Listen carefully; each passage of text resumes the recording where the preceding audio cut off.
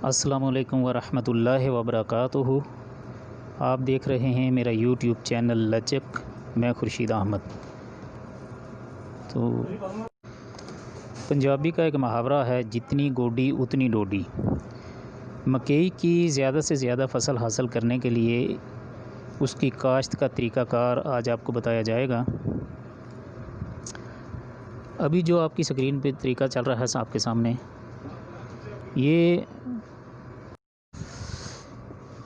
अभी जो गोडी का तरीका आपके सामने चल रहा है, ये मकई की काश्त का तीसरा मरहला है।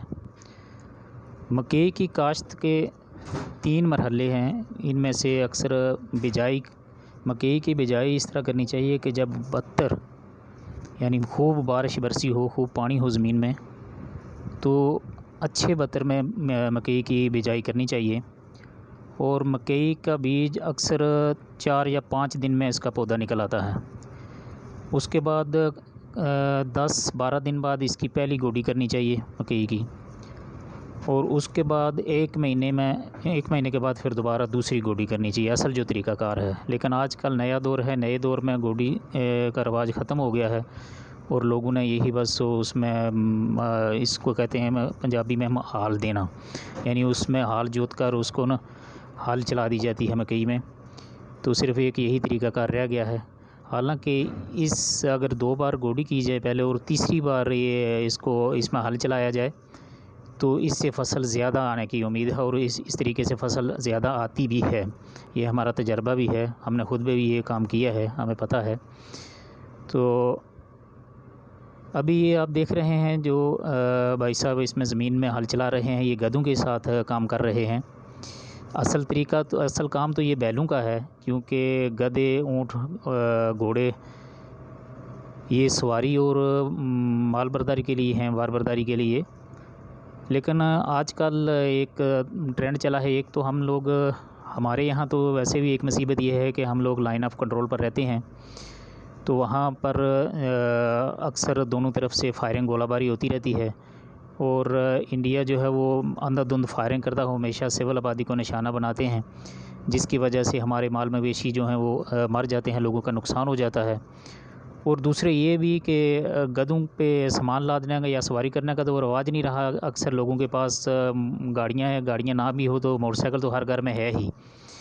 तो उस वजह से लोगों ने अभी गधों से ये काम लेना शुरू कर दिया है, क्योंकि अगर इंडिया के गोले से या कहीं शेर वगैरह मार दे, तो अगर गधा मार जाए तो इतना नुकसान नहीं होता, वो ज़्यादा नुकसान नहीं होता। गधा ज़्यादा से ज़्यादा 8-10 हज़ार का है।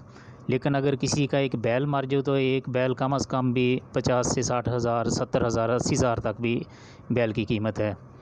तो फिर लोग भी क्या करते हैं कि बैलों को पालते ज़रूर हैं, लेकिन वो पालते सिर्फ़ कुर्बानी पर बेचने के लिए हैं।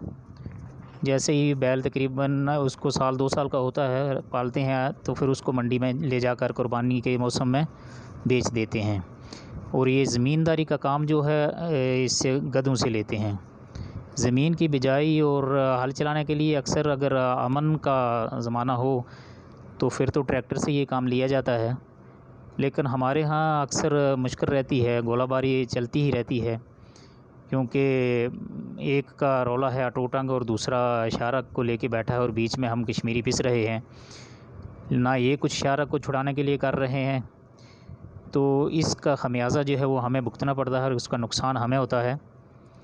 तो उसके लिए फिर ये लोग जो हैं वो अभी ज़मीन में फ़सलों की काश्त के लिए गधों से काम लेते हैं।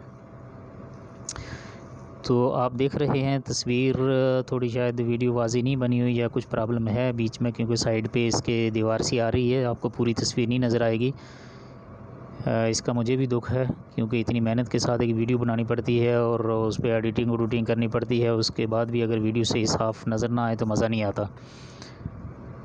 तो ये थी हमारी आज की वीडियो, थोड़ा सा मुख्तसर सा तारफ़ करवाया है। अल्लाह ताला आप सबको अपनी हिफ़्ज़-ओ-अमान में रखे, आप सबकी कीमती वक्त